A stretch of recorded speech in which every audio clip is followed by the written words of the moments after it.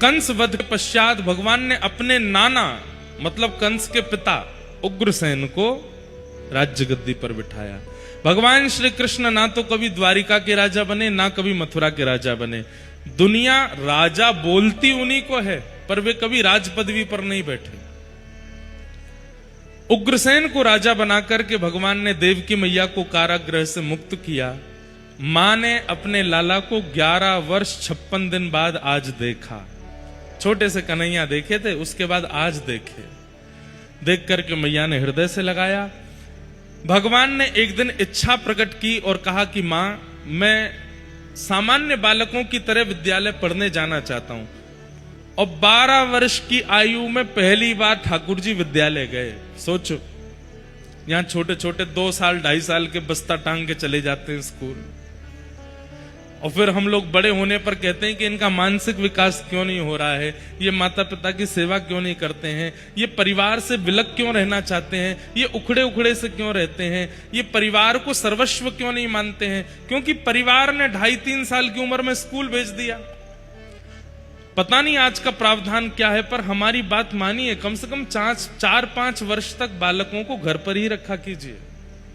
लालयेत 5 वर्षाणी। ठाकुर जी को देखो, 12 साल की आयु में गए हैं विद्यालय पढ़ने के लिए। और कहां आए? मध्य प्रदेश। मध्य प्रदेश में भी अवंतिका, उज्जैन। और वहां ठाकुर जी सांदीपनी उपाध्याय जी के यहां पढ़ने के लिए आए। उपाध्याय कौन है? उपाध्याय उनको कहा जाता है जिनके समीप जाकर के अध्ययन किया जाता है। उपसमीपे अध्ययनम, जिनके समीप जाके। एक होता है घर पर ट्यूशन पढ़ाने वाला आता है, एक होता है कि आप किसी के पास पढ़ने जाते हो। तो प्राचीन काल में जिन ब्राह्मणों के पास हम पढ़ने जाते थे उनको उपाध्याय कहते थे। हम भी उपाध्याय हैं। तो सांदीपनी उपाध्याय अवंतिका में विराजते थे। उनके पास ठाकुर जी ने आकर के अध्ययन किया। वहीं ठाकुर जी को परम सखा श्री सुदामा जी मिले। मतलब वैसे तो गुजरात की प्रसिद्धि है कि सुदामा सखा भगवान से मिले, लेकिन सुदामा सखा को पहली बार भगवान से मिलाने वाला मध्य प्रदेश है। यहीं मिले ठाकुर जी, अवंतिका में सबसे पहले। सांदीपनी गुरुकुल में सुदामा जी से भेंट हुई। ठाकुर जी को बड़े प्रिय लगे सुदामा, और उनको ठाकुर जी ने अपना सखा बना लिया। कुछ वर्ष अध्ययन करने के बाद ठाकुर जी वापस लौट करके, अच्छा एक और बात बताएं, 12 वर्ष की अवस्था में ठाकुर जी का मुंडन हुआ। 11.5 साल 12 साल की अवस्था में। कहते हैं ठाकुर जी की इतनी लंबी चोटी है कि सिर से लेके पैर तक जाती है। केश ठाकुर जी के इतने बड़े हैं। जब कंस वध करने के लिए ठाकुर जी गए हैं तो ठाकुर जी ने बढ़िया अपने केशों को लेकर के सिर पर जटा जैसी बना के उस पर पगड़ी आदि पाग पहनी है। आजकल जो लोग पुष्टि मार्गी हैं उनको पता होगा, श्रीनाथ जी का स्वरूप आपने देखा है? तो श्रीनाथ जी के स्वरूप में आप देखते होंगे कि यहां उठी हुई भुजा के नीचे ठाकुर जी की बैनी है, चोटी होती है। लेकिन ये आजकल जो समय चल रहा है ना, ये दान अभी एकादशी तक दान का समय है। ठाकुर जी दान लेते हैं, गोपियों का मार्ग रोक के उनसे दान लेते हैं। दही का दान, दूध का दान, मक्खन का दान। तो अभी ये दान अभी एकादशी पर पूर्ण होगा। कल परसों ही तो है एकादशी, तो परसों तक दान का श्रृंगार होता है। और दान के श्रृंगार में ठाकुर जी को चोटी नहीं धराते। क्यों नहीं धराते? बोले ठाकुर जी दान लेके भागते हैं तो चोटी इतनी जोर से लहराती है कि गोपियां उसी को पकड़ लेती हैं। तो इसलिए ठाकुर जी चोटी को ऐसे पीछे पूरी गूंथ करके और फिर अपनी यहां छाती पे बांध, कमर पे बांध करके यहाँ फेटा में बांध के रखें, ताकि मेरी चोटी लहरावे नहीं तो गोपी पकड़ लेगी पीछे से। और बाकी श्रृंगारों में आपको वेणी दिखाई देगी, लेकिन ये अभी एकादशी तक का जो श्रृंगार श्रीनाथ जी में भी होता है, वहां पे ठाकुर जी को बेणी नहीं धराते। क्यों? बोले ठाकुर जी अपनी पूरी चोटी छुपा के आते हैं भीतर की, कहीं गोपी ना पकड़ ले मुझे, दान लेके भाजूंगो। तो इतनी लंबी चोटी है ठाकुर जी की। बताओ भाई, लोग तो चलो केश रखते नहीं, माताएं भी कटवा लेती हैं अपने। ठाकुर जी ने केश नहीं काटे अपने। खूब लंबे केश हैं ठाकुर जी के, सुनहरे केश हैं, घुंघराले केश हैं। आज ठाकुर जी ने अवंतिका जाने से पूर्व यज्ञोपवीत संस्कार और मुंडन कराया, और ठाकुर जी का मुंडन हुआ तब चौड़ी चोटी ठाकुर जी ने यहां पर धारण की, और तब ठाकुर जी विद्यालय पढ़ने के लिए गए। विद्यालय से लौट करके आए, मथुरा आकर के भगवान को सब राजकुमार की तरह ट्रीट करते हैं। ठाकुर जी को लेकिन याद आती है वृंदावन की, बहुत याद आती है। राजा, धीराज, महाराज आदि आदि संबोधन ठाकुर जी को बिल्कुल नहीं भाते। ठाकुर जी ने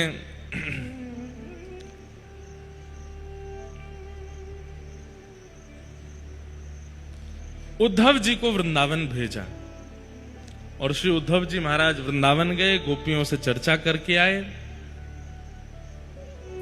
लौट करके वापस जैसे ही ठाकुर जी आए, उद्धव जी आए, भगवान ने उद्धव जी से कहा, उद्धव तुम ज्ञानी तो हो, मैं तुम्हें प्रेमी बनाना चाहता था, इसलिए तुम्हें वृंदावन भेजा।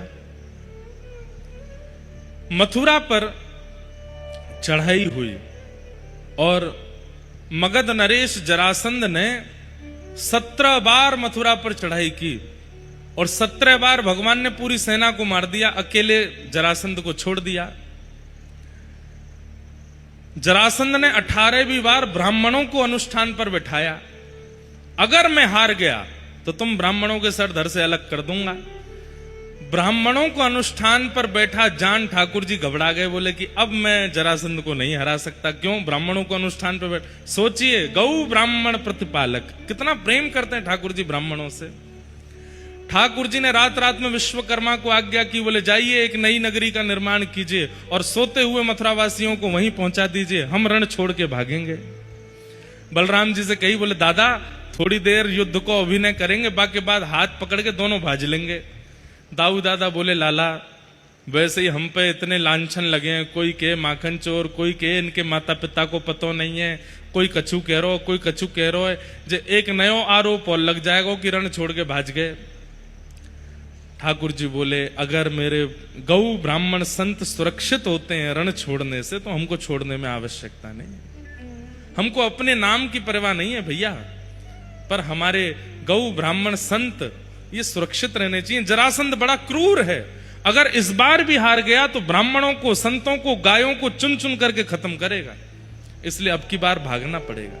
बलराम जी बोले, लाला तू सीधे जरासंध को ही सफायो कर दे। बोले जी मेरे हाथों नहीं मरेगा, इसकी मृत्यु तो भीम के हाथों होगी, और वो बात की निश्चित है। देखो जिसके हाथ मृत्यु निश्चित है उसी के हाथ होगी। ठाकुर जी चाह करके भी जरासंध को नहीं मार रहे हैं।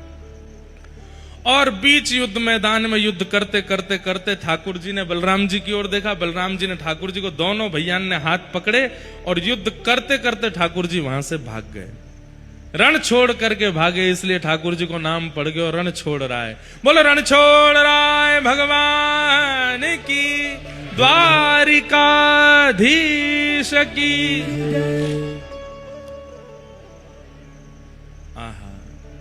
विप्रधेनु संतन के कारण रण छोड़ो ब्रजनाथ, गोमती तट द्वारवती पधारे, गोमती तट द्वारवती पधारे, कहलाए द्वारिका नाथ, वृंदावन प्यारो वृंदावन।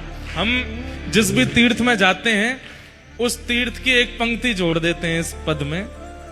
अब जैसे कल जगन्नाथपुरी जा रहे हैं तो जगन्नाथपुरी की पंक्ति क्या है? बलभद्र और सुभद्रा संग विराजे व्रज के नाथ, रथ आरूढ़ भये नंद नंदन, रथ आरूढ़ भये नंद नंदन, कहलाए जगत के नाथ, वृंदावन प्यारो वृंदावन वृंदावन। तो भगवान द्वारिकाधीश बने। द्वारिका में जाकर के ठाकुर जी ने सबसे पहले तो बड़े भैया को ब्याह करवायो। रेवत राजा की पौत्री के साथ, रेवती के साथ में बलराम जी का ब्याह हुआ। यहां कौंडन्यपुर के राजा भीष्मक हैं। भीष्मक की पुत्री साक्षात लक्ष्मी जी ही पधारी हैं रुक्मणी जी के रूप में। उनके साथ ठाकुर जी का विवाह हुआ। बोलो रुक्मणी रमण भगवान की। रुक्मणी जी के साथ ठाकुर जी का प्रथम विवाह हुआ, जाम्बती के साथ दूसरा विवाह हुआ, सत्यभामा के साथ तीसरा विवाह हुआ, और मीठे रस से भरोड़ी राधा रानी लागे, महारानी लागे, मने प्यारो प्यारो यमुना जीरो पानी लागे। एयर ट्रैफिक कंट्रोल वालों का फोन आ रहा है, जल्दी हेलीकॉप्टर में आइए, आ रहे हैं। अभी ठाकुर जी को ब्याह तो है तो भैया अब क्या बताएं, हम तो क्या बता रहा था मैं। हाँ, यमुना जी के साथ में ब्याह हुआ ठाकुर जी का, चौथा ब्याह। श्याम सुंदर श्री यमुने महारानी की। तत्पश्चात ठाकुर जी के अष्ट प्रमुख विवाह हुए। भौमासुर राक्षस के यहाँ 16,100 राजकुमारियां बंदी थीं। भगवान ने उन्हें मुक्त करा करके उनसे विवाह किया। कुल मिलाकर के 16,108 ब्याह हुए। बंधुओं, ये एक भी स्त्री नहीं है। 16,100 उपासना कांड के मंत्र हैं, और 8 जो हैं ये 8 प्रकृति हैं। कौन कौन सी? 4 प्रकृति हमारे अंदर है, 5 प्रकृति बाहर है। मन, बुद्धि, चित्त और अहंकार, और 5 प्रकृति बाहर हैं, पृथ्वी, अग्नि, जल, वायु, आकाश। तो 5 प्रकृति बाहर की भगवान की पत्नी है, और 4 प्रकृति जो भीतर है उनमें से एक प्रकृति भगवान है, हमारी आत्मा। तो चित्त प्रकृति को हटा दो तो मन, बुद्धि, अहंकार। तो 5 पत्नी बाहर की प्रकृति, 3 पत्नी भीतर की प्रकृति, अष्ट प्रमुख पत्नियां हैं। इस प्रकार भगवान के अष्ट ब्याह हुए। राजा नृण के ऊपर भगवान ने कृपा की। सूर्य ग्रहण के काल पर ठाकुर जी गए और जाकर के कुरुक्षेत्र में यज्ञ किया, वहीं ब्रजवासियों से मिले। तत्पश्चात भगवान के परम सखा श्री सुदामा जी का द्वारिका में आगमन हुआ। भगवान ने उनका उचित सम्मान किया, सत्कार किया। सुदामा जी महाराज अति प्रसन्न होकर के लौटे। भगवान ने उनको सर्वस्व प्रदान कर दिया, जो तुच्छ कुछ और सब कुछ। जो ठाकुर जी से कुछ मांगता है उसको ठाकुर जी तुच्छ देते हैं, और जो कुछ नहीं मांगता, सेवा करता है, उसको ठाकुर जी कुछ देते हैं। लेकिन जो ठाकुर जी के सामने भुजा उठा करके खुद को अर्पित कर देता है उसको ठाकुर जी सब कुछ दे देते हैं। इसलिए ये 3 सूत्र याद रखना, तुच्छ, कुछ और सब कुछ। कुछ मांगिए मत, बस भुजा उठा के कहिए, नाथ मेरा नाथ तू है, नहीं मैं अकेला, मेरे साथ तू। भगवान ने सुदामा जी को सर्वस्व प्रदान कर दिया। यदुवंशी भगवान की बात मानते नहीं थे, सत्संग करते नहीं थे, इसलिए भगवान ने ब्राह्मणों को कहकर के संतों के द्वारा यदुवंशियों को शाप लगवाया। लड़ झगड़ करके सारे यदुवंशी आपस में नष्ट हो गए। दाऊ दादा क्षीर सागर में शेषनाग बनकर के प्रविष्ट हो गए। बोलो दाऊ जी महाराज की। और भगवान श्री कृष्ण अपना अंतिम उपदेश उद्धव जी को सुनाते हैं।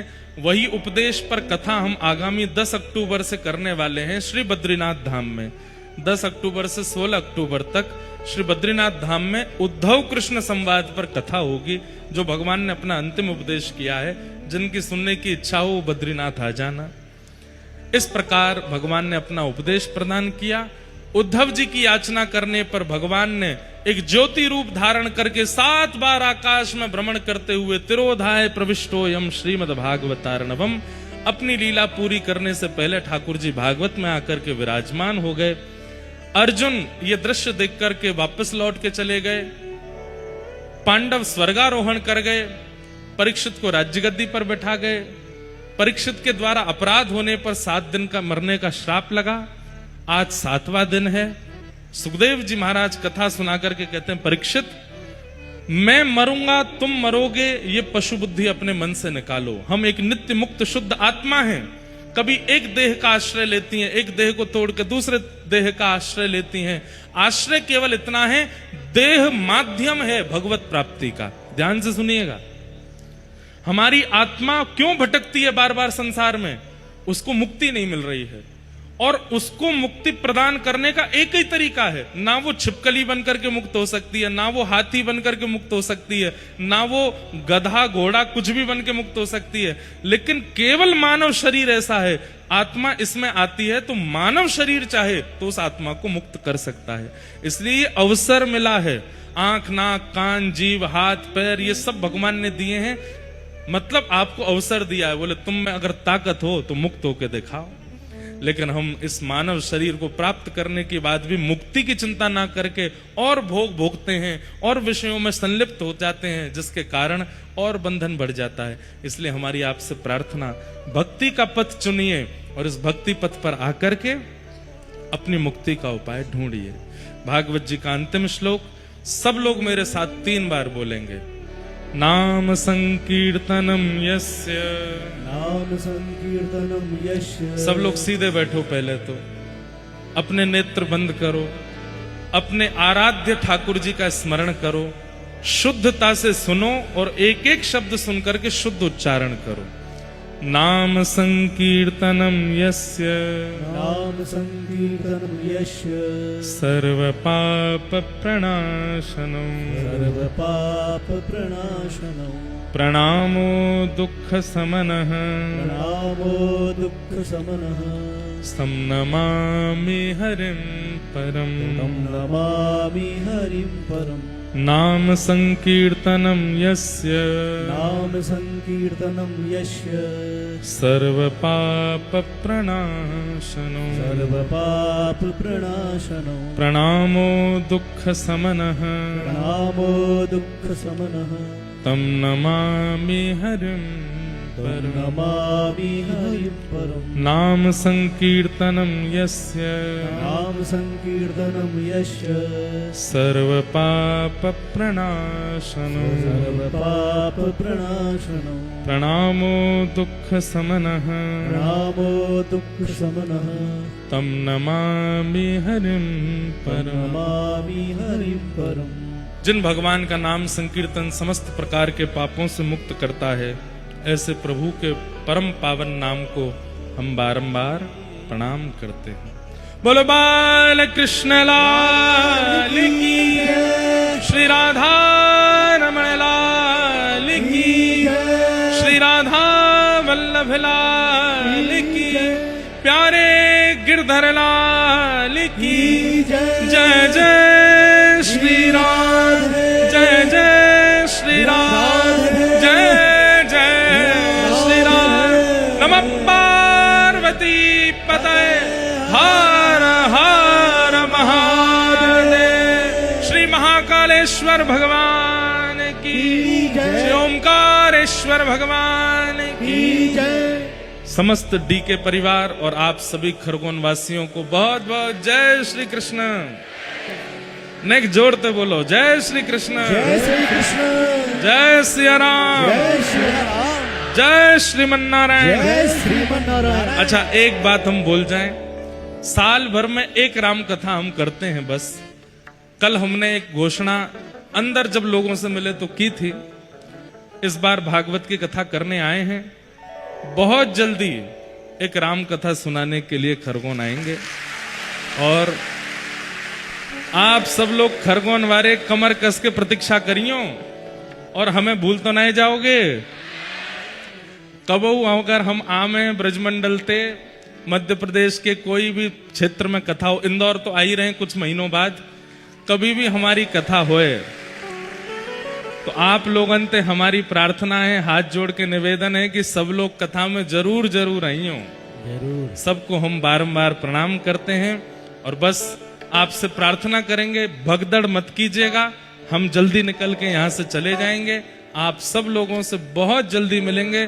जय श्री कृष्ण, जय श्री कृष्ण, जय सिया राम, जय सिया राम, जय सिया राम, जय श्रीमन्नारायण। आरती अति पावन पुराण के, धर्म भक्ति विज्ञान खान की, महापुराण भागवत निर्मल, सुख मुख विगल तने गान कल्प फल, परमानंद सुधारस में लीलारती रस रस निधान की आरती अते पावन पुराण की विषय विलास विमोह विनाशिनी विमल विराग विवेक विकासिनी भगवत तत्व रहेश प्रकाशिनी परम ज्योत परमात्म ज्ञान के